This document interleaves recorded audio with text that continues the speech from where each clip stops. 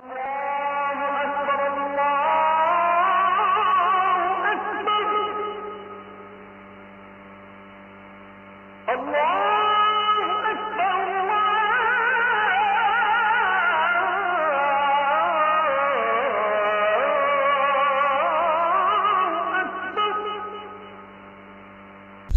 ঈদের দিন সন্ধ্যা থেকে যারা এই 2 দিন ধরে যেই ছেলে মেয়েগুলো, যেই নারী পুরুষগুলো, যেই স্ত্রী, যেই কন্যা, যেই ছেলে অসভ্যতার নোংরামি করছে, গান বাজাইতেছে, ঢোল বাজাইতেছে, ডেকসেট বাজাইতেছে আর নাচানাচি ফালাফালি করছে, যেই অসভ্য মেয়েরা, মহিলারা, যাদের ঘরের স্ত্রীরা বেপর্দা বেহায়া রাস্তায় রাস্তায় হাঁটতেছে, যেই ছেলেগুলো এক ওয়াক্ত নামাজ না পড়ে মুসলমানের বাচ্চা, অথচ গান বাদ্য, নাচ গান, হই হুল্লুর, ছবি দেখা, নাচ দেখা, মেয়ের পিছনে হাঁটা, পার্ক রেস্তোরাঁয় ঘোরা, এটাতেই সময় পার করছে। এই হাইওয়ান, এই অসভ্য জানোয়ারদের তাকওয়া কোথায়? এই ঈদ, ঈদুল ফিতর, এই ঈদ রমজানের পরে এই ঈদ, কোরবানির ঈদের সময় ঈদ, এটা কি আপনার বাফে? ঈদ কি আপনার বাফে দিছে না? কথা বলেন না কেন? আপনার দাদাই দিছে না? এটা আপনাকে বংশের না? এটা আপনার নেতা, এটা আপনার দলের, এটা চেয়ারম্যানের, এটা এমপি সাহেবের, এটা প্রধানমন্ত্রী। তো যার দেওয়া ঈদ, তার উল্টো তার নাফরমানি করছে, কোন সাহসে? বলে ইনসাফ কি বলে? হাদিসের মধ্যে আছে, নবী সাল্লাল্লাহু আলাইহি ওয়াসাল্লাম মক্কা থেকে হিজরত করে মদিনায় আসছেন। এসে দেখছে মদিনার মানুষ বছরে 2 দিন আনন্দ ফুর্তি, খেল তামাশা, নাচ গান করে। নবীজি জিজ্ঞেস করছেন, মা হাদানিল ইয়াওমান, তোমাদের এই 2টা দিনে কি, মানে এরম নাচো কা? কথা বুঝেন নাই? এরম ফালাফালি লাফালাফি করো কা? এরম গান বাদ্য ঢোল তবলা বাজাও কেন?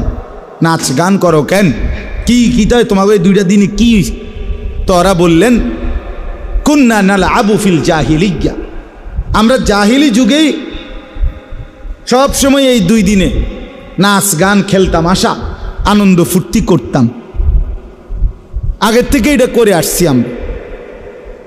আল্লাহ নবী সাল্লাল্লাহু আলাইহি ওয়াসাল্লাম তখন বললেন, এ খেয়াল করেন কথাটা, নবীজি কি বলছে আপনারা শুনতেছে?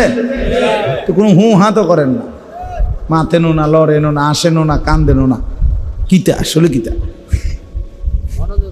মাশাআল্লাহ, মনোযোগ দিচ্ছে, এটা একটা উত্তর পাওয়া গেছে। আল্লাহ তাআলা তৌফিক দান করেন। তো বললাম, নবীজি সাল্লাল্লাহু আলাইহি ওয়াসাল্লাম তখন বললেন, ইন্নাল্লাহা কাদ আবদালাকুম বিহিমা খায়রাম মিনহুমা ইয়াউমাল আযহা ওয়া ইয়াউমাল ফিতর, নিশ্চয়ই আল্লাহ তোমাদের এই 2 দিনের পরিবর্তন করে দিয়েছেন তার চাইতে উত্তম 2টি দিনের মাধ্যমে। সেই 2টি দিন হলো ঈদুল আজহা এবং ঈদুল ফিতর। একটা হলো কোরবানির ঈদ, একটা হলো এই রোজার ঈদ। তাহলে এখানে 2টা কথা আবারও খেয়াল করেন।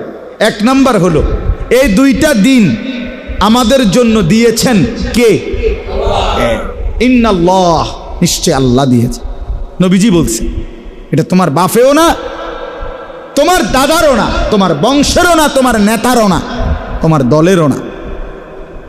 2 নাম্বার কথা হলো, নবীজি বলেন আবদালাকুম, পরিবর্তন করে দিয়েছেন আল্লাহ। তার মানে তোমাদের তামাশা, তোমাদের খেলাধুলা, তোমাদের ফুর্তি, তোমাদের নাচ গান, তোমাদের এই অসভ্যতা, এই হারাম, এই গুনাহটাকে বদলাইয়া দিছেন, দিয়া উত্তম 2টা দিন ইবাদত আমলের জন্য, আল্লাহর সন্তুষ্টি কামনার জন্য দিয়েছে।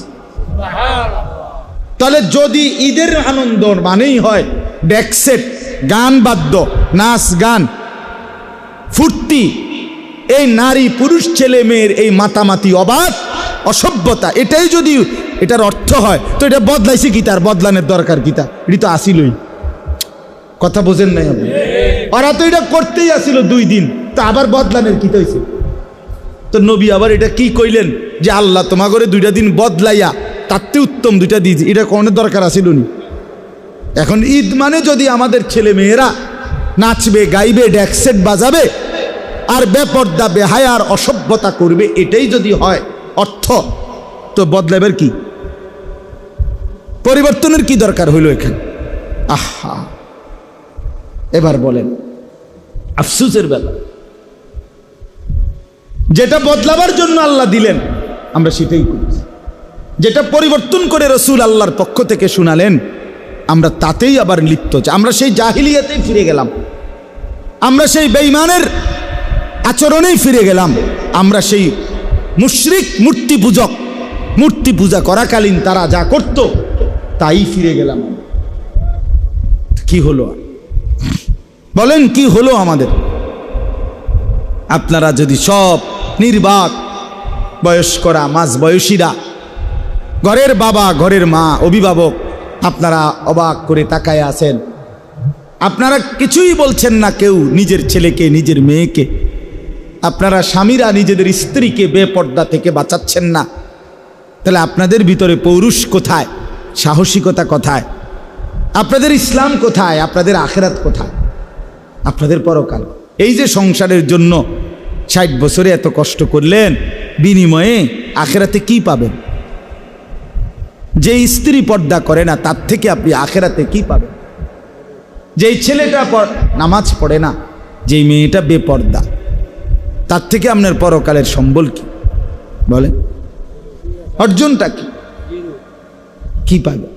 ইনসাফের সাথে বলেন, ভেবে দেখেন, ভেবে দেখেন। প্রতিনিয়ত মুসলমানের ছেলে মেয়েরা আপনার গুনাহটাকেই আরো ডিজিটালাইজড করছে, নাফরমানিটাকেই, অসভ্যতাটাকেই ঈদের নামে, উৎসবের নামে আরো ডিজাইনেবল করছে। আগে রাস্তার মোড়ে মোড়ে ড্যাকসেট বাজাইতো, এখন ডাইরেক্ট পিকআপ ভাড়া কইরা এর উপরে ড্যাকসেট লইয়া এরপরে 18-20টা 30টা ছেলে একসাথে এটার ভিতরে লাফায়। এইটা কি? চান্দিনা থেকে ক্যান্টনমেন্টে চান্দিনা, কথার কথা। গাড়িটা যাইতেছে আইতেছে, যাইতেছে আইতেছে, পিকআপ আর হেতে লাফাইতে আছে এটার তালে, ড্যাকসেটে ফুল সাউন্ডে গান বাজতেছে, হেতে না লাফাইতে আছে। আপনার আগে কোরবানির ঈদে পিকআপ দিয়া গরু টানে, আর রোজার ঈদে মানুষ নামের বলদ টানে। কথা বোঝেন? এই পিকআপ দিয়া কোরবানির ঈদে বলদ টানবে, আর রোজার ঈদে এই বলদ রে টানবে। আজ থেকে 1 বছর আগে, মানে গত বছরের আগের বছর, বসির কোন বছর? ওই গত বছরের আগের বছর, এই সফওয়ানের যে আমি কইছি না, গত বছরের আগের বছর, হ্যাঁ গত বছরের আগের বছর আমি এরকম রোজার ঈদের নামাজ পড়াইয়া আসতেছিলাম আমার গাড়িতে করে বাসার দিকে। তা আমার সাথে আমার ছোট ছেলে, আমার দোনো ছেলেই ছিল গাড়ি, আমার সাথে নামাজ পড়ছে। তা আমার ছোট ছেলে সফওয়ান, তার তখন 6 বছরের মতো হবে বয়স। তো সে গাড়ির বসা, হঠাৎ আপনার এই হঠাৎ থেও আইতেছি, হঠাৎ দেখছে যে এই পিকআপের মধ্যে করে এই ড্যাকসেট ঈদের দিন এরকম অনেক ছেলে এরকম লাফাইতে আছে আর গান বাজতে আছে। তো এত ছোট মানুষ, আমার ফুতে কইতেছে আবু আবু আবু আবু এটা কিতা, এটা কিতা, এরম করে কাম। হেতে হঠাৎ অবাক হয়ে গেছে, মানে এরম করতেছে কেন, এরা এরম লাফাইতেছে কা, হেতে বুঝছে না বিষয়টা কি। পরে আমি বললাম তারে, আব্বু তারারে আজকে সকালে কুত্তা কামড়াইছে। হ্যাঁ হ্যাঁ, আমার এই বয়ান আছে, এখনো আছে, গত বছরের আগের বয়ানটা এখনো নেটে আছে। তারারে মূলত আজকে সকালবেলা কুত্তা কামড়াইছে, কুত্তায় কামড়াইছে এগুলারে।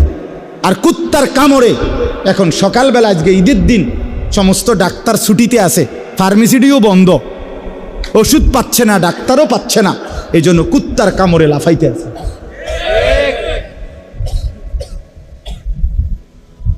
এই ছাড়া আর কোনো কারণ নাই। এই মানুষরূপী জানোয়ার সে তার মুসলমানের পরিচয় ভুলে গেছে, সে তার ধর্মের পরিচয় ভুলে গেছে।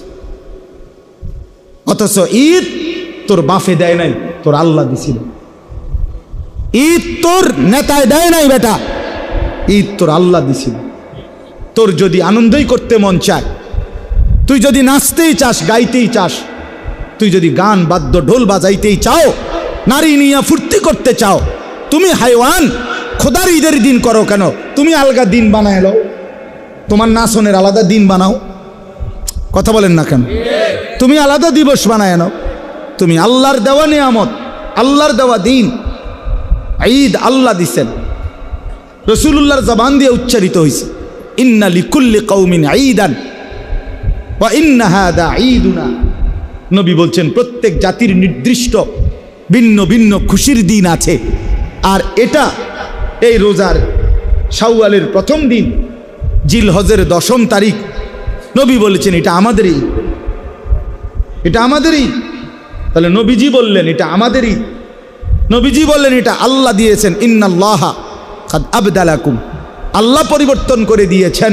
তাহলে যেটা আল্লাহর দেওয়া, যেটা রসুলের দেওয়া, যেটা নবীজির বলা, সেইখানে আমরা নাফরমানি করা, আমাদের মেয়েরা বেপর্দা চলবে, রাস্তায় রাস্তায় হাঁটবে, আমাদের স্ত্রীরা বেপর্দা চলবে, আমাদের ছেলেরা এক ওয়াক্ত নামাজ পড়বে না, নাচবে গাইবে, এটাই কি ছিল এই গত 1 মাসের রমজানের এতগুলো ইবাদত দিয়ে আল্লাহ তাআলার চাওয়া? এটাই ছিল না।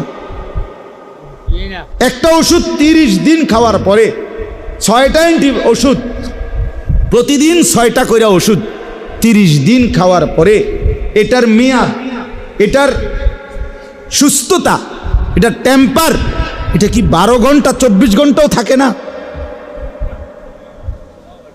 আপনি বলেন 30 দিন পরে ঈদের চাঁদ উঠল, তাহলে সন্ধ্যা 6টা বাজে যদি চাঁদ ওঠে, পরের দিন ঈদের দিন সন্ধ্যা পর্যন্ত 6টা পর্যন্ত তো 24 ঘন্টা, ঠিক কি না বলেন?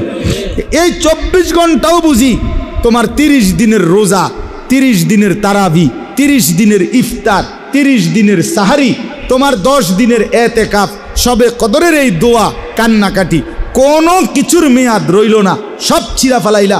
এই 24 ঘন্টার ব্যবধান, 24 ঘন্টাও বুঝি ওষুধের মেয়াদ থাকে না। কি রোজা রাখলো, কি করল বলেন? আহা, কেমনে বসে গেলেন টেলিভিশনের সামনে?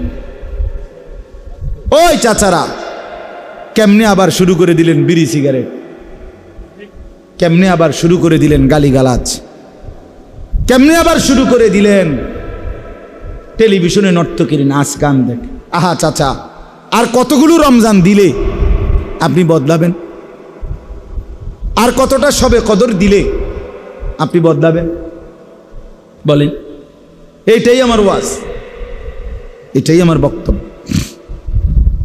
এই যে কয়জন যুবক ছেলে আছো, তোমাদেরকেও বলি ভাইয়া, বলো আমার ভাই, ইনসাফের সাথে বলো মিয়া, যদি বিবেক থাকে, যদি মুসলমান মায়ের ঘরে জন্ম নিয়ে থাকো, তো বলো মিয়া, এই অসভ্যতার শেষ কথা, এই নাচ গান আর নর্তকী, জিনা ব্যভিচারের দৃশ্য দেখা, আর আমাদের এই মা মেয়েদের বেপর্দা চলার শেষ কথা।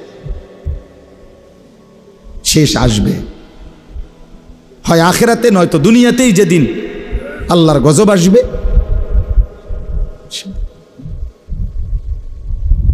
যেদিন বেঈমান কর্তৃক নির্যাতিত হবে, যেদিন কাফের কর্তৃক জুলুমের শিকার হবে, সেদিন চোখের পানিতে জমিন ভাসবে।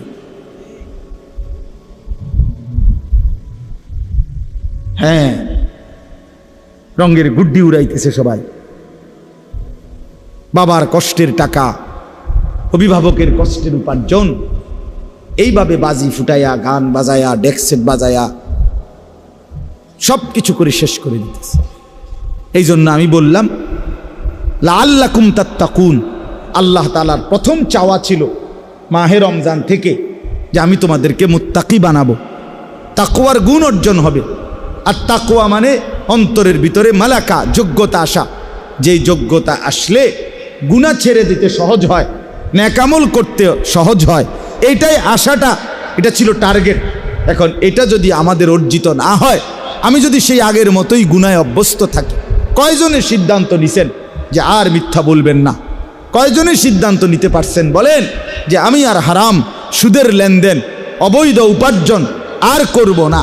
কয়জন নিজের স্ত্রী সন্তানের চরিত্র, পর্দা এটার খবর নিলেন, সিদ্ধান্ত নিলেন, তাদের পরিবর্তন করাইলেন, করলেন বা তারা হলো? এটা দেখে, তাইলে না বুঝবেন রমজানের মাকসাদ অর্জিত হয়েছে কিনা। নাহলে শুধু উপাস রাখা, শুধু স্ত্রী থেকে আপনাকে বিচ্ছেদ করা, এটা মাকসাদ ছিল না। কোনো ব্যক্তিকে তার স্ত্রী থেকে 1 মাস দূরে রাখা আল্লাহ তাআলার এটাই তো মূল ইচ্ছা রমজান দ্বারা না। কোনো ব্যক্তিকে খাদ্য পানীয় থেকে বিরত রাখা শুধু এটাই মূল উদ্দেশ্য আল্লাহর না, যে না তোরে খানার কষ্ট দিমু, তোরে পানীয়র কষ্ট দেব, তোরে তোর স্ত্রী থেকে দূরে রাখে কষ্ট দেব, মানসিক যন্ত্রণা দেব, এটাই ছিল উদ্দেশ্য? এটা না, এটা তো মাকসাদ ছিল না। হালাল স্ত্রী তো হালাল, হালাল খাদ্য তো হালালি, হালাল পানীয় এটা তো হালালি।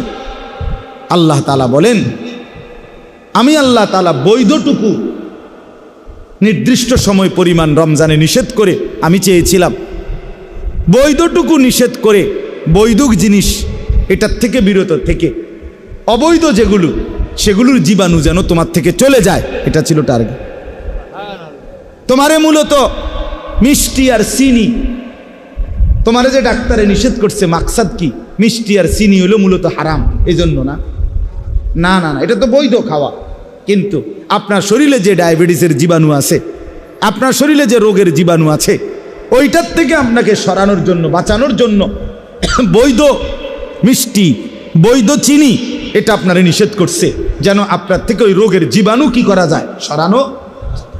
আপনারে গরুর গোশত খাইতে, আপনারে চিংড়ি মাছ খাইতে, পুঁই শাক খাইতে নিষেধ করছে, আপনার শরীরে চুলকানি বেশি, অ্যালার্জি বেশি, এই জন্য। তাহলে অ্যালার্জির জীবাণু, চুলকানি এটা আপনার থেকে সরানোর জন্য এগুলো হালাল। গরুর গোশত খাওয়া হালাল না হারাম? চিংড়ি মাছ হালাল না হারাম? পুঁই শাক হালাল না হারাম? তো এটা তো হালাল ছিল, হালালটা নিষেধ করে দিছে ডাক্তার। মূল উদ্দেশ্য কি? এগুলোর থেকে আপনাকে বাঁচানো, ফিরানো? না না, মূল উদ্দেশ্য হলো আপনার থেকে রোগের জীবাণু সরানো। তো মূল আল্লাহ তাআলা তো রমজান দ্বারা চেয়েছিলেন, এটা উদ্দেশ্য তো ছিল বান্দা খাদ্য পানীয়, স্ত্রী এটা তো হালাল ছিল, আমি সেটাই নিষেধ করছি যেন সুদের হারাম, ঘুষের হারাম, জিনার হারাম, ব্যভিচারের হারাম, গালিগালাজের হারাম, চুরি ডাকাতির হারাম, মদ জুয়া নেশার হারাম, এগুলো যেন তোমার থেকে সরে। অবৈধ উপার্জনের হারাম, বেপর্দা জিন্দিগির হারাম, নাচ গান আর আল্লাহর নাফরমানির যেই হারাম, ওই জীবাণুগুলো যেন তোমার থেকে সরে যায়, এই জন্য চেয়েছিলাম। কিন্তু হলো কই? হলোটা কোথায় বাপ? নতুন করে আবার যারা গুনাহ শুরু করে দিয়েছেন পূর্ণোদ্যমে, তা আপনাদের তাকওয়া কোথায়? আপনাদের ফায়দা কোথায়? উপকার কোথায়? এটাই আমার কথা। এটা ভাইবা দেখে। আপনারা যদি কেউ গুরুত্ব নাও দেন, আমার বাপ, জিন্দিগি শেষ হয়েই যাবে। হ্যাঁ, তামসার জিন্দিগিও শেষ হয়, আবার মেহনতের জিন্দিগিও শেষ হয়। যে ঘুমায় থাকে তার জন্য, যে দুপুরে ঘুমাইছে তার জন্য নির্দিষ্ট সময় পরে বিকাল হয়ে যায়, যে পরিশ্রম করতেছে তার জন্য নির্দিষ্ট সময়েই বিকাল হয়ে যায়, প্রতিটা রাত ভোর হয়ে যায়। তাহাজ্জুদের মুসল্লায় যে রাত কাটায় তারও ভোর হয়, মদের আড্ডায় যে রাত কাটায় তারও ভোর হয়, জেলখানার রাতও ভোর হয়, বাসর রাতও ভোর হয়। ভোর হয় কি না? সময় থেমে থাকে না, জিন্দিগি থেমে যায় না। বাটপার, সিটার, কাফের, বেঈমান, অসভ্য জানোয়ার, হারাম নাফরমান, তার হায়াতও শেষ হচ্ছে। ইমানদার, নেককার, সেজদাওয়ালা, বন্দিগিওয়ালা, তার জিন্দিগিও কি হচ্ছে? শেষ। দেখার বিষয় হলো আখিরাতে কি হবে, এটাই আল্লাহ তাআলা বলছে। ইয়া আইয়ুহাল্লাযীনা আমানুত্তাকুল্লাহ, যে আয়াত আমি পড়ছিলাম সূরা হাশরের আয়াত, কোরআনুল কারীমের 28 নম্বর পারা, 59 নম্বর সূরা, সূরায়ে হাসর। এই সূরার 18, 19, 20 এই 3টি আয়াত পড়ছিলাম আমি। এই শুধু তর্জমা শুনেন। আল্লাহ তাআলা বলেন, ইয়া আইয়ুহাল্লাযীনা আমানুত্তাকুল্লাহ, হে ঈমানদারগণ, হে মুমিনগণ, ইত্তাকুল্লাহ, তোমরা আল্লাহকে ভয় করো, তাকওয়া অবলম্বন করো, গুনাহ ছেড়ে দেওয়ার মতো অভ্যাস করো, নেক আমল আদায় করার অভ্যস্ত হও। এটাই তাকওয়া, এটাই আল্লাহকে ভয় করা। যে আল্লাহকে ভয় করে সে গুনাহ করে না, যে আল্লাহকে ভয় করে সে মালিকের গোলামি ছাড়ে না, তার নামাজ ছোটে না, সে হারাম রোজগার করে না। এটাই তাকওয়া। আল্লাহ তাআলা বলেন, আমি এটাই চাই বান্দা। ইয়া আইয়ুহাল্লাযীনা আমানুত্তাকুল্লাহ, হে মুমিন ঈমানদার, আল্লাহকে ভয় করো, তাকওয়া অবলম্বন করো। কোরআনুল কারীমে রব্বুল আলামিন এই শব্দ বারবার বলেছেন, একবার দুইবার না, বারবার। ইয়া আইয়ুহাল্লাযীনা আমানুত্তাকুল্লাহ, ইয়া আইয়ুহাল্লাযীনা আমানুত্তাকুল্লাহ। মুমিন, আল্লাহকে ভয় করো। তুমি ঈমানদার, তোমার পরিচয় মুসলমান, তুমি মুসলমানের ঘরে জন্ম নিয়েছো, তুমি মুমিন, তুমি আলতু ফালতু না, তুমি বেঈমান না, কাফের না, তুমি হিন্দু নও, বুদ্ধ নও, মুশরিক নও, তুমি ইহুদি নও, খ্রিস্টান নও, তুমি মূর্তি পূজক না বান্দা, তুমি মুমিন, তুমি কালেমাওয়ালা, তুমি ঈমানওয়ালা। তুমি আমাকে ভয় করবে না তো কে করবে?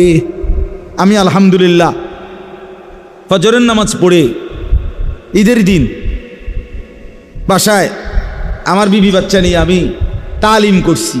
স্বাভাবিকভাবে আমি ফজরের পরে অল্প সময় তালিম করি বাসায়, আমার বউ বাচ্চা নিয়ে, শুধু আমার বিবি আর আমার 4 জন সন্তান, 2টা ছেলে 2টা মেয়ে, আলহামদুলিল্লাহ।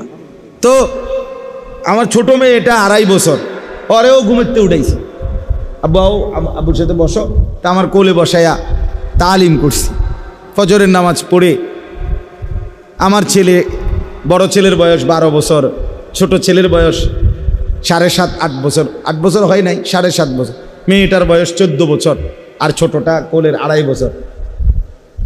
তো এদেরকে সহ, আমার বিবি সহ, তো আমার ছেলে মেয়েদেরকে বললাম, আব্বু আমরা মুসলমান, আমরা মুমিন, মনে রাখো বাপ। একটু পরে ডানে বামে ঈদের আনন্দ করতে গিয়ে অনেকের ঘরে, অনেকের রাস্তায়, অনেকের বাড়ির সামনে নাচবে, গাইবে, গান বাদ্য হবে, ঢোল বাজনা বাজবে। বাকি আমরা মুসলমান, আমরা ঈমানদার, আমাদের আখিরাত আছে। একটু কষ্ট হইলেও বাপ হজম কইরো।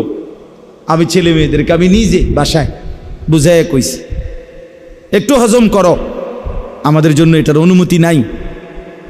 আমরা ইনশাআল্লাহ আখিরাতে মজা করব, আমরা আখিরাতেই ফুর্তি করব ইনশাআল্লাহ। আর দুনিয়া চলো আমরাই মজা করি ঘরেই বসা, আমরা রান্নাবান্না করি সবাই মিল্লা, এটা ওইটা কুইটা দেই। আমি অনেক কিছু আনছি বাজারের থেকে, চলো এগুলো আমরা রান্নাবান্না করি, সবাই মিল্লা কাজ করি, মজা করি আমরা। তো গুনাহের এই পরিবেশ, চারিদিকের মানুষগুলো নাচছে গাইতেছে, মনে করলেই তোমরা ভাইবো না যে তোমরা মনে কষ্টে আছো, না না, ইনশাআল্লাহ একটু সবর করলে আখিরাতে মুমিন শুধুই হাসবে আর নাফরমান অনন্তকালের জন্য শুধু কাঁদবে। আজকের হাসি শেষ হয়ে যায়, আজকের কান্না শেষ হয়ে যায়, কিন্তু মৃত্যু পরবর্তী হাসলে আর কোনোদিন কাঁদবে না। মৃত্যু পরবর্তী মুমিন হাসলে আর কান্না নাই, নাফরমান কাঁদলে খোদার কসম আর হাসি নাই। হ্যাঁ, আমরা বেকুব না মিয়া, ছেলে পেলে তোমাদেরকেও বলি মিয়া, পরের নারী দেখা, পরের ছবি দেখা আর অসভ্যতায় জীবন কাটানো, এ কোনো বুদ্ধিমানের কাজ না, এ কোনো চালাক মানুষের কাজ না। জিন্দিগির সমস্ত ফিকির হারাম রোজগার অবৈধ উপার্জন করে তুমি যেই সংসার চালাচ্ছ, আরে বেওকফ, এই স্ত্রী সন্তান তোমার মৃত্যুর পরে তুমি দুনিয়া থাকতেও এরা তোমার 2 পয়সার মনে রাখবেন। 2 পয়সা। বাপ বিদেশ, বাপের কষ্টের রক্ত পানি করা টাকার 2 পয়সার মূল্য দেয় না বউ বাচ্চা। এত কষ্টের মেহনতের টাকা, আর এরা এখানে 2 হাতে ফালতু কাজে মোবাইলের এমবি ঢুকাইয়া এরপরে ফালতু কাপড় চোপড় গহনা কিনা বেচারার বিদেশের এই কষ্টের টাকা সব শেষ করে দেয়। তো দুনিয়াতেই তো কোনো কদর করে না। আমি তো এইবারও উমরার সফরে সৌদি আরব মক্কায়, এইবারও আমি প্রবাসীদের রোমে গেছি, বয়ান করছি প্রবাসীদের জন্য আলাদা, তাগর রোমে বইয়া বইয়া 12 জন 16 জন 20 জন 30 জন রে, কত যুবক দেখলাম। আহা কি কষ্ট করে, কি কষ্ট। এক রুমে 16 জন থাকে, 12 জন থাকে, কোন রকম। একবারে দেখছি জ্বর উঠছে, নিচে ফ্লোরে আপনার একটা চাদর বিছানো, এটার মধ্যে শুয়ে রয়েছে, কেউ নাই, কে কার খবর। সবাই তো ডিউটি, 12 ঘন্টা 16 ঘন্টা 14 ঘন্টা ডিউটি। এই কসবা বাড়ি ব্রাহ্মণবাড়িয়ার ওইদিকে এক ছেলে আমারে এইবারও জড়ায় ধরে এমন কান্দা, কইতেছে কহুজুর আজকে 8 বছর হয় আমি আসছি বিদেশ। কহুজুর আল্লাহরে সাক্ষী রেখা বলি, 8 বছরে কোনোদিন একটা রোগের জন্য কোনোদিন একজন ডাক্তার দেখাই নাই, একটা ভালো কোনো ওষুধ কোনোদিন খাই নাই, একটা নাফা হয়তো ব্যথা বেদনার একটা ট্যাবলেট নিজে নিজে কিনা খাইয়া লাইছি, কোনোদিন ডাক্তার দেখাই নাই। কারণ ওই ডাক্তার দেখাইলেই ওষুধ নিলেই কমপক্ষে 15,000 টাকা 20,000 টাকা শেষ হয়ে যাবে। এই টাকাগুলো জমায়া জমায়া বাড়িতে পাঠাই।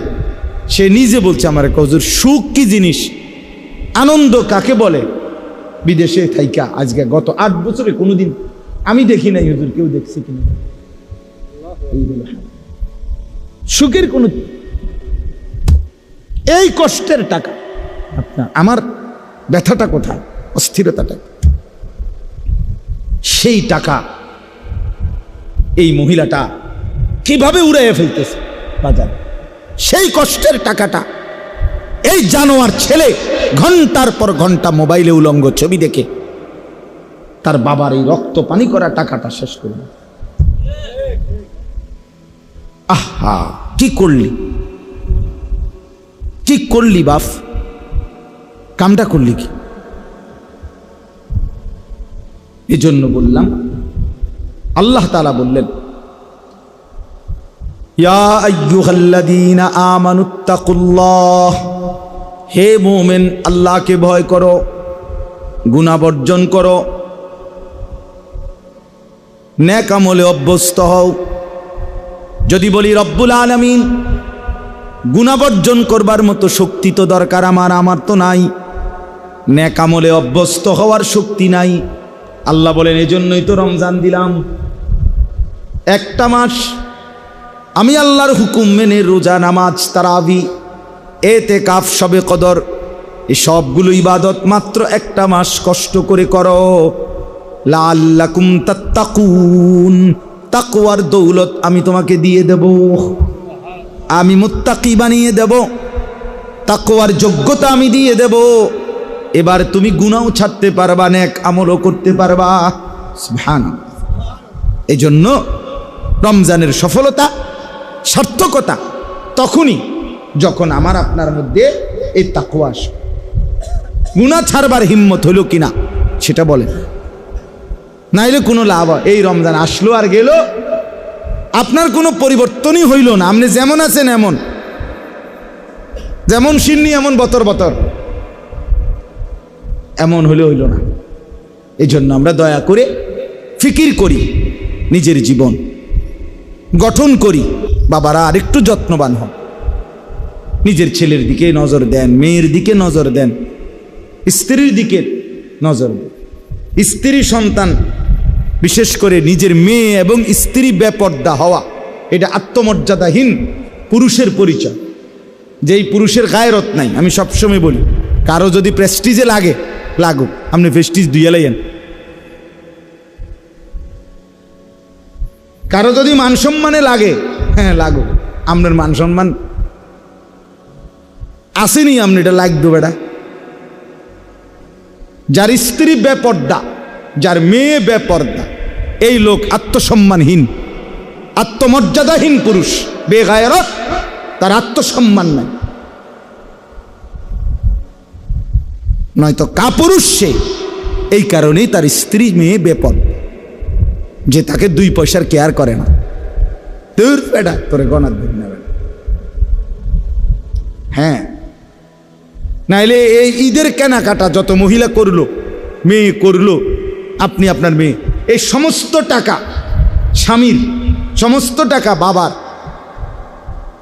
অথচ এই কষ্টের টাকার উনার রং চায় রাস্তার বখাটে, রাস্তার দুশ্চরিত্র। এটা কি কথা? এটা কেমন আত্মসম্মানহীন মানুষের কথা? এই জন্য দয়া করে ফিকির করে। আল্লাহ তাআলা বলছে, বল তানজুর নাফসুম মা কদ্দামাত লিগাদ।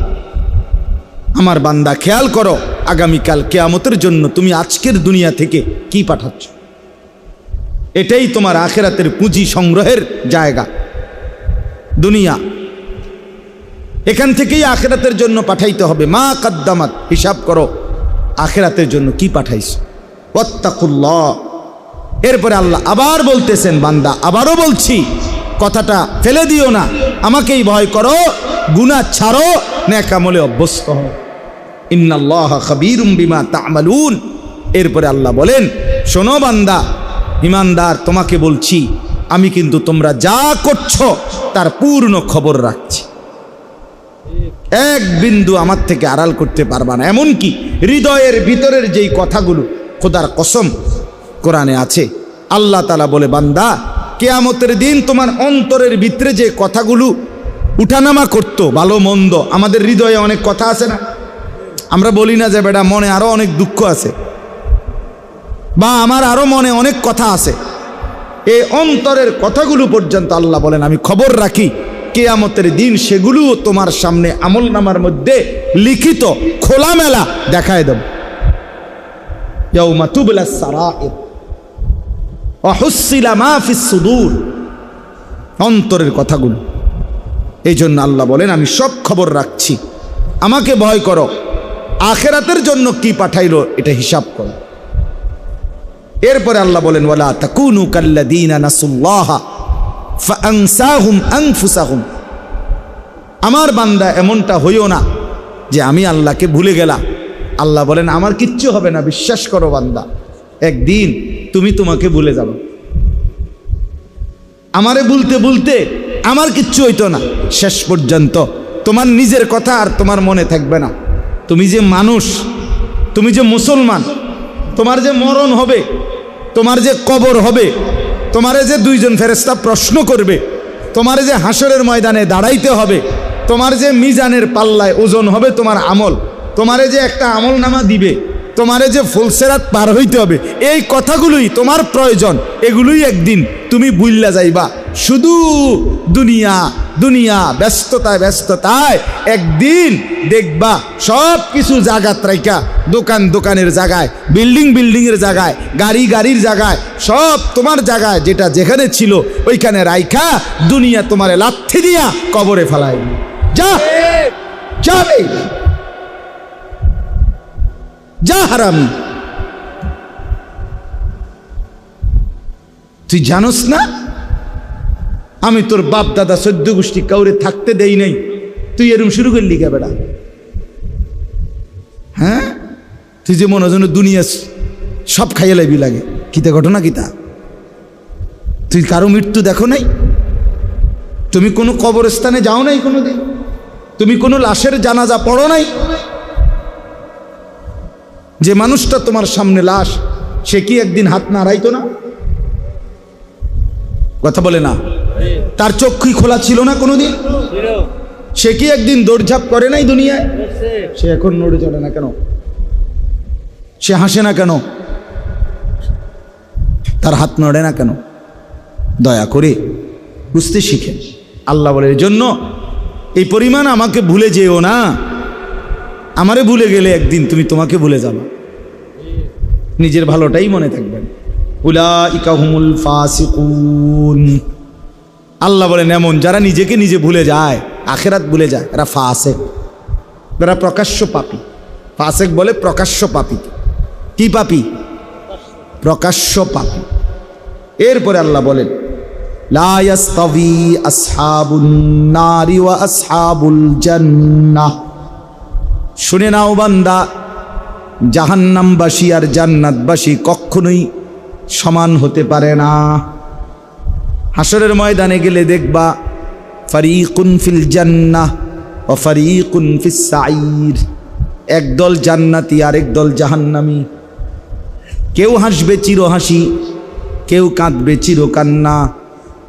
আম্মা মান উতিয়া কিতাবাহু বিয়ামিনি ফায়াকুলু হাউম ইকরাউ কিতাবিয়া, আল্লাহ বলে যার আমলনামা ডান হাতে দেয়া হবে সে হাসরবাসীকে চিৎকার করে বলবে, হাসরবাসী দেখো, ইকরাউ কিতাবিয়া, আমার আমলনামায় দেখো আমার নামের সাথে জান্নাতি লেখা হয়ে গেছে।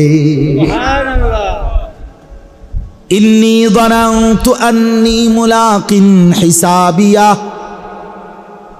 ডান হাতে আমলনামা যার হবে সে বলবে বন্ধু আমি দুনিয়ায় থাকতে বিশ্বাস করতাম এমন একটা হাসরের দিন হবে, এমন একটা হিসাবের দিন হবে যার ফলে আমি বাজারও করেছি, নামাজও পড়েছি, যার ফলে আমি উপার্জনও করেছি, হালালও খেয়েছি, যার ফলে আমি সংসারও করেছি, আখিরাতের পথও ধরেছি, যার ফলে আমি সন্তানের খরচও করেছি, আল্লাহর রাস্তায় দান সদকাও করেছি, কারণ আমি জানতাম এখানেই শেষ না। সুবহানাল্লাহ। ওয়া আম্মা মান উতিয়া কিতাবাহু বিশিমালি ফায়াকুলু ইয়া লাইতানি লাম উতা কিতাবিয়া, এরপরে আল্লাহ বলেন যার আমলনামা তার বাম হাতে দেয়া হবে সে একটা চিৎকার করে বলবে হায় আফসোস যদি আমার আমলনামা আমার হাতে না দিত। ওয়ালাম আদরি মা হিসাবিয়া, আমি যদি আমার হিসাব না দেখতাম। ইয়া লাইতাহা কানাতিল কাদিয়া, হায় মৃত্যু এসে যদি আমাকে শেষ করে দিত, আমি যদি আবার মরে যেতাম, আমি যদি নিশ্চিহ্ন হয়ে যেতাম। মা আগনা আন্নী মালিয়া, আমার মাল তো কোনো কাজে আসলো না। হালাকা আন্নী সুলতানিয়া, আমার সব ক্ষমতা কর্তৃত্ব তাও তো শেষ হয়ে গেল। আল্লাহ বলবেন খুজুহু ফাগুল্লু, ফেরেশতারা তাকে ধরো এবং শক্ত শিকল দিয়ে বেঁধে ফেলো। সুম্মাল জাহিমা সাল্লু, এরপরে বলবেন ফেরেশতার তারে লাথি মাইরা জাহান্নামে ছুঁড়ে মারো। সুম্মা ফি সিলসিলাতিন যারউহা ৭০ যিরাআন ফাসলুকু, এরপরে আল্লাহ বলবেন জাহান্নামের ফেরেশতারা ৭০টা আগুনের শিকল দিয়া নাফরমান রে বান্দাও। ফাসলুকু, এরপরে জাহান্নামটার মধ্যে ঘুরাইতে থাকো। আল্লাহ মাফ করো। আসহাবুল জান্নাতি হুমুল ফাইজুন, আল্লাহ বলেন শোনো বান্দা মুমিন, শুধুমাত্র যারা জান্নাতি হবে তারাই একমাত্র সফল হবে। হুমুল ফাইজুন, তারাই সফল, তারাই কামিয়াব। কারা? জান্নাতি হবে যারা। কারা বলেন? বলেন না। এজন্য চলেন আজকে প্রথম এইটাই মূল কথা, গুনাহ বর্জন করি, নয়তো রমজানের কোনো সার্থকতা হলো না, নয়তো রমজানের কোনো সার্থকতা হলো না। আসলো আর গেল, আমার কোনো লাভ হইল না, আপনার কোনো লাভ হলো না যদি গুনাহ ছাড়তে না পারেন, মানসিকতা যদি বদলাইতে না পারেন। আর শেষ কথা হইল রমজান মাসের আরেকটা টার্গেট ছিল, আল্লাহ বলছেন ওয়ালা আল্লাকুম তাশকুরুন, তোমরা যেন আমার শুকর আদায় করতে পারো। এত বড় নিয়ামত, এতগুলো পেয়ে শুকর আদায় করা কার? আল্লাহ। তো মুহাদ্দিসিনে কেরাম, মুফাসসিরিনে কেরাম বলেন কোনো ব্যক্তি রমজান পেয়ে যদি আল্লাহর রমজানের পরে সে আল্লাহর শুকর আদায় করতে চায়, তাইলে শুকরের একটা নমুনা হইল রমজানের পরে শাওয়াল মাসের এই 6টা রোজা রাখা। এটা প্রমাণ করে এই লোকটা রমজানের শুকর আদায় করছে। এই কয় রোজা? এই মাসে 6টা রোজা রাখা, এটা শুকরের নমুনা। আমি আল্লাহর রমজান পেয়ে, আল্লাহ যে আমার ইবাদত আমলের তৌফিক দিছে, পুরা মাসটা হায়াত দিছে, বাঁচাইছে, আমি যে ওযু, নামাজ, তারাবি, ইফতার, সাহারি, রোজা, এতেকাফ, শবে কদর, এই নিয়ামতগুলো অর্জন করার চেষ্টা করছি, এটা শুকর হিসাবে। আর 6টা রোজা রাখা, এই শাওয়াল মাসে 6টা রোজা রাখা। নবী সাল্লাল্লাহু আলাইহি ওয়াসাল্লাম বলেন, মান সামা রমাদানা সুম্মা আতবাআহু সিত্তাম মিন শাওয়াল কানা কাসিয়ামিদ দাহর। যে ব্যক্তি রমজানের রোজা রাখলো অতঃপর তার সাথে মিলাইয়া শাওয়াল মাসে আরো 6টি রোজা রাখলো, কয়টি? সে যেন পূর্ণ 1 বছরের রোজার সওয়াব পেয়ে গেল। কিভাবে পাইল? নবীজি আরেক হাদিসে এটার ব্যাখ্যা করে দিছে।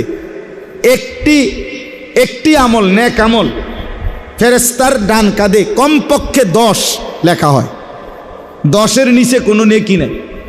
10-এর নিচে এই ডান কাঁধের ফেরেশতার যে নেকি লেখে, যেই খাতাত, এটার মধ্যে 1, 2, 3, 4, 5, 6, 7, 8, 9 এই পর্যন্ত সংখ্যা নাই। এনে টোটালিটা নাই। উনি শুরুই করে 10-এর থেকে। বুঝেন নাই কথা? ডান কাঁধের ফেরেশতা শুরু করে কত থেকে? 10-এর থেকে শুরু। এটা বাড়ে। 10 70 হয়, 70 7,000 হয়, 7,000 70,000 হয়, 70,000 7 লক্ষ হয়, 7 লক্ষ 70 লক্ষ হয়, 70 লক্ষ 70,000 লক্ষ হয়, 70,000 লক্ষ 7 কোটি হয়, 7 কোটি 70 কোটি হয়, 70 কোটি 70,000 কোটি হয়। এরপরে কোনো বেলায় আইসা আল্লাহ ডাইরেক্ট ফেরেশতারে বলে, তুমি লেখো না, আমি লেখো। সাকতুবু, আমি লিখব। শুরু হয় কত থেকে? 10। একটি নেক আমল কমপক্ষে 10। তাহলে 1 মাস রমজানে কেউ যদি রোজা রাখে, এটারে যদি 10 ধরেন, তাহলে 10 মাস, কমপক্ষে 10 মাসের নেকি হইল। তাহলে 1 মাসে কয় মাস হইল? কথা কয় না, 10 মাস। আর 6টা রোজা যদি কেউ রাখে, তাহলে একটা রোজা 10টা রোজা, তাহলে 6টা রোজায় কয়টা? 60টা। 60টায় কয় মাস? তো হইল কয় মাস?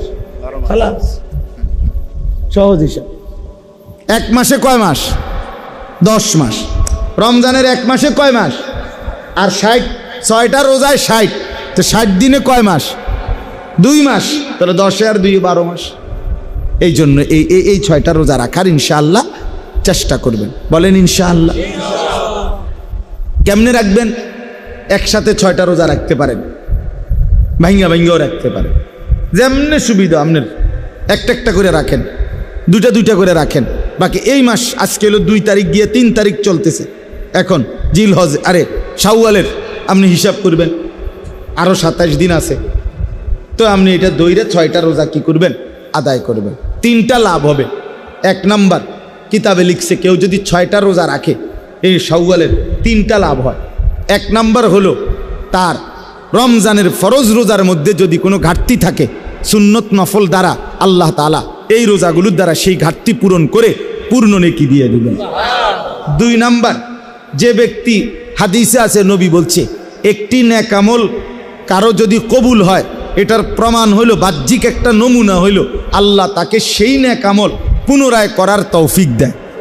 তো কারো রমজানের রোজা কবুল হয়েছে কিনা এটার একটা বাহ্যিক প্রমাণ হইল, তাকে আল্লাহ পুনরায় পরের মাসে 6টা রোজা রাখার তৌফিক দিছে। তাহলে এই 6টা রোজা যে রাখতে পারবে, প্রমাণ হবে, আশা করা যাবে যারা রমজানটা কবুল হয়েছে। এই কারণেই আল্লাহ তাকে পুনরায় রোজা রাখার তৌফিক দিছে। আপনারা একবার সুবহানাল্লাহ কন্ত, আবার কন্ত, আবার বলেন তো। এই কয়বার কইলেন? এই প্রথমবার বলার কারণে এটা কবুল হয়েছে দেখা দ্বিতীয়বার বলার তৌফিক হয়েছে, দ্বিতীয়বার এটা কবুল হয়েছে দেখা তৃতীয়বার বলার তৌফিক হয়েছে। কারো ফজরের নামাজ কবুল হইলে জোহরের নামাজের চাহিদা হয়, কারো জোহর কবুল হইলে আসরের চাহিদা হয়, কারো সকালের নাস্তা হজম হইলে দুপুরের খাবারের চাহিদা হয়, কারো দুপুরের খানা হজম হইলে রাতের খানার চাহিদা হয়। ঠিক তেমনিভাবে এক এক ওয়াক্ত নামাজ কবুল হইলে পরের ওয়াক্ত নামাজের চাহিদা তৈরি। অতএব এই 6 রোজা প্রমাণ করবে রমজানের রোজা কবুল হয়েছে। আর 3 নাম্বার হলো এই যেটা এখন বললাম, শুকর। আল্লাহ যে আমার এত বড় রমজান দিছে, সুযোগ দিছে, হায়াত দিছে, এটার শুকর আদায় হবে এই 6 রোজার দ্বারা। তাহলে 6 রোজার দ্বারা আমার ফরজ রোজার ত্রুটি বিচ্যুতি মাফ হবে। এই 6 রোজার দ্বারা আমার পিছনের রমজান কবুল হয়েছে এটার প্রমাণ মিলবে। 6 রোজার দ্বারা আল্লাহর শুকর আদায় করার একটা দৃষ্টান্ত, একটা নমুনা হবে। আল্লাহ তাআলা আমাদেরকে তৌফিক দেন, কবুল করেন। এই তাকওয়া মসজিদ আল্লাহ তাআলা কবুল করেন। আলহামদুলিল্লাহ, ছোট্ট পরিসরে হলেও মাহফিলের আয়োজন নিয়মিত করতেছে মাওলানা হাসান বিন নূর ভাই, আরশ, বাকি সাথীরা, আমি তো সবাই অনেকেই চিনি আলহামদুলিল্লাহ। আপনারা চেয়ারম্যান সাহেব এসেছেন, আপনারাও এসেছেন, সবাই মিলে আন্তরিকতার সাথে আমারও অনুরোধ থাকবে আপনাদের সাধ্যের ভিতরে যেটুকু কুলায় মাহফিলটা প্রতি বছর আপনারা চালু রাখবেন, বলেন ইনশাআল্লাহ। এই ঈদের পরপর কাছাকাছি টাইমে নিয়মিত আস্তে আস্তে হলে অল্প অল্পই হোক ইনশাআল্লাহ, এই 1জন 2জন করেও যদি আমরা হতাশ হই না। আলহামদুলিল্লাহ, আমাদের সাথে আমার শায়েখ আল্লামা মুফতি মুশতাকুন নবী কাসিমি হুজুরের সাথে কুমিল্লায় কোটবাড়িতে কমপক্ষে 12 থেকে 1300 সাথী আমাদের সাথে এতেকাফ করছে এবার এক মসজিদে জি। সিঁড়ির তলে যদি জায়গা থাকতো মাটির তলে হইতে হইল, সিঁড়ির নিচে মিচে কোনা কানা যেখানে কোনো একটা ফাঁকা জায়গা নাই, এইভাবে 5 তালা মসজিদ কানায় কানায় পূর্ণ ছিল। আলহামদুলিল্লাহ, কত সাথী যে ফিরাই দিছি আমরা, সিট দিতে পারি নাই। তো এই সময় আমি দেখছি, হতাশ হই না এই জন্য। আলহামদুলিল্লাহ, এবারও দেখছি এই 10 দিনের এতেকাফে না হলেও কমপক্ষে 300-400 যুবক ছিল, এদের অনেককে দেখছি আলহামদুলিল্লাহ। রাত্রিবেলা 12টা 1টা 2টার দিকেও আমার কাছে আসছে, আইসা জড়ায় ধরে কাঁদছে, অজরে হুজুর গুনার রাস্তা ছেড়ে দেবার সিদ্ধান্ত নিছে, মোবাইলের আসক্তি ছেড়ে দেবে, জিনা ব্যভিচারের আড্ডা ছেড়ে দিবে। এরম অনেক ছেলে নিয়ত করছে, কাঁদছে, রাত ভোর চোখের পানি ফেলছে। তাইলে ইনশাআল্লাহ আমরা হতাশ হই না। আল্লাহর দয়ায় রহমে মুসলমানের যুবক অসংখ্য ফিরে আসতেছে এবং ফিরবে ইনশাআল্লাহ। এজন্য একবারে হতাশ না। এই 2-4 জন অপদার্থ থাকবেই, এর ভিতরে নেককারও থাকবে।